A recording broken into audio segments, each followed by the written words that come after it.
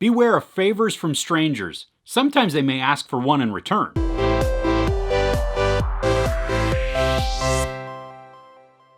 In the Netflix film Rattlesnake, a mom and her young daughter are driving through Texas on their way to Oklahoma, and they get a flat tire. So when they stop on the side of the road to fix the flat tire, the daughter's just playing out in the field there, and they're out in just the middle of nowhere, really.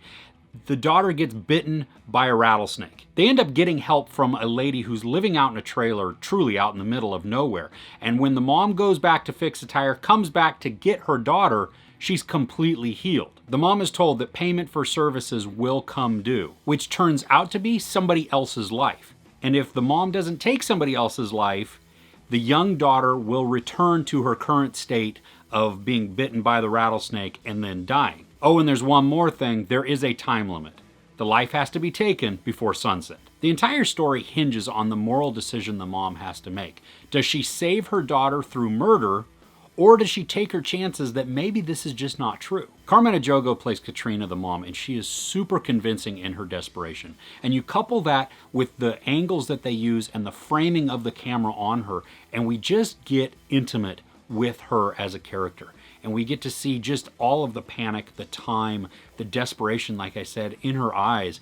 And you feel for her. There is a fair amount of tension in this as time ticks by and Katrina gets closer and closer to the deadline and she still has to make her choice. But then it's kind of ruined by a lack of complication to the plot, to the climax. I'm not saying that a simple plot is bad. It's just that Rattlesnake lacks that piece in the climax that makes it powerful, that makes it impacting, that makes everything that we've seen so far really worth it. Now, there is symbolism between the snake and the choice of good and evil. I mean, the snake is being the devil.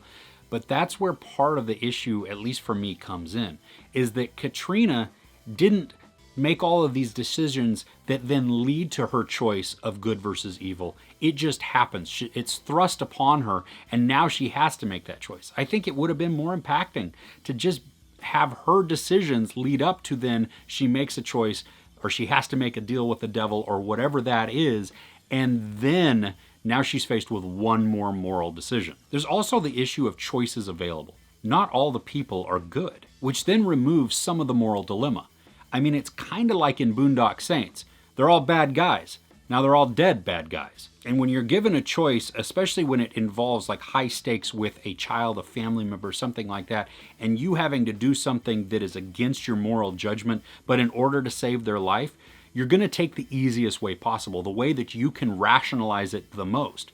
And I'm bummed that the story gives us that option. It would have been outstanding for her to only be surrounded by awesome people, because then who do you kill? That decision really becomes a tough one. Unfortunately, there is just more wrong than right with this film, even though there is a great performance from the lead actress and there is the tension in the film. Now, it's only an hour and 25 minutes, and I think they could have added on another 30 minutes to really flesh out the script a little bit more, to give us a better, deeper, more impacting story, something that just really tugs at us, that takes us on that journey even more, where we're really having to question our own morals and our own decisions. There's no sex, but there is nudity, profanity, and violence.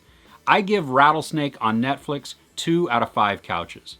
So what is something that you are watching right now on Netflix? Let me know in the comments below. If you enjoyed this review, please give it a like. Also, don't forget to share and subscribe.